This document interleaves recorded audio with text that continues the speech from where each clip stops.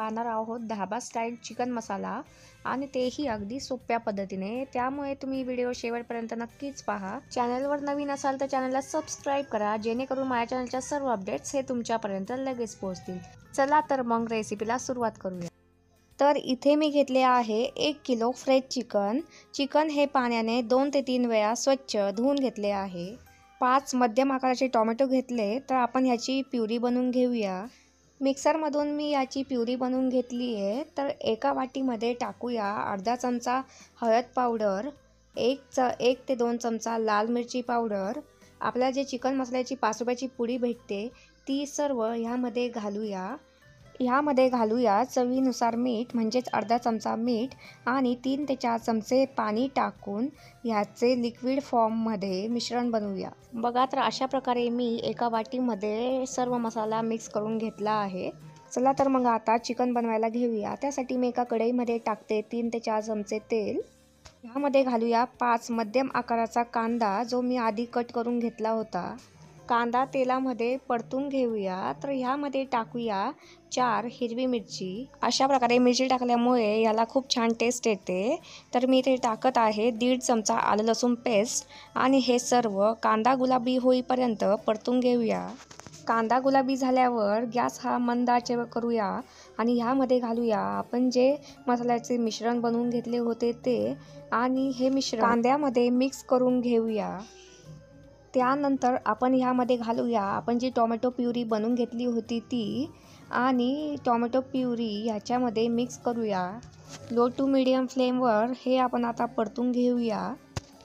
मसाला हा व्यवस्थित मिक्स होण्यासाठी मी ह्यामध्ये अर्धा कप पाणी घालत आहे आणि परत आपण हे हलवून घेऊया।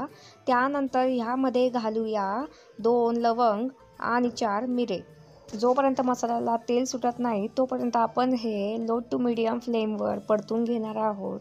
बघा, तर आता मसाल्याला तेल सुटलेले आहे। तर ह्यामध्ये घालूया आपण जे चिकन स्वच्छ धुवून घेतले होते ते, आणि हे चिकन मसाल्यामध्ये व्यवस्थितपणे मिक्स करूया। तर 5 मिनिट आपण हे सलग मध्यम आचेवर परतत राहणार आहोत। 5 मिनिट सलग मध्यम आचेवर परतत राहिल्याने चिकनमध्ये मसाला चांगला मुरतो। त्यानंतर ह्यामध्ये आपण घालणार आहोत 1 ते 1.5 ग्लास पाणी। पाणी हे ह्यामध्ये कमीच घालायचे, कारण आपल्याला ग्रेव्ही भाजी बनवायची आहे। इथे तुम्ही 1 ग्लास पाणी घातले तरी चालेल। मध्यम आचेवर हे आपण उकळी येईपर्यंत असेच ठेवणार आहोत। आता याला छानपणे उकळी येत आहे, तर आपण ह्यावर ठेवूया झाकण आणि गॅसची फ्लेम ही मंद आचेवर करूया। तर मंद आचेवर आपल्याला भाजी 20 मिनिटे शिजवून घ्यायची आहे। मधून मधून आपण भाजी हलवून घेणार आहोत। साधारणतः 7 मिनिटांनी तुम्ही भाजी बघू शकता। तर बघा, आता मी 20 मिनिटानंतर दाखवते तर आपली भाजी कशा प्रकारे झाली आहे। हलकीशी आपण ही हलवून घेऊया। तर बघा किती छान प्रकारे तेल सुटले आहे, तुम्ही पाहू शकता। तर आपली ही ढाबा स्टाईल चिकन मसाला भाजी रेडी आहे। कलर पण तुम्ही पाहू शकता किती छान प्रकारे आला आहे। तर फ्रेंड्स, कशी वाटली तुम्हाला रेसिपी नक्कीच कमेंट बॉक्समध्ये सांगा। याची चव पण खूप छान लागते। तर अशा प्रकारे ढाबा स्टाईल चिकन मसाला तुम्ही नक्कीच करून बघा। माझ्या रेसिपी जर तुम्हाला आवडत असतील तर माझ्या चॅनलला नक्कीच सबस्क्राईब करा। माझे अपडेट्स तुमच्यापर्यंत येण्यासाठी बेल आयकॉनवर क्लिक करा।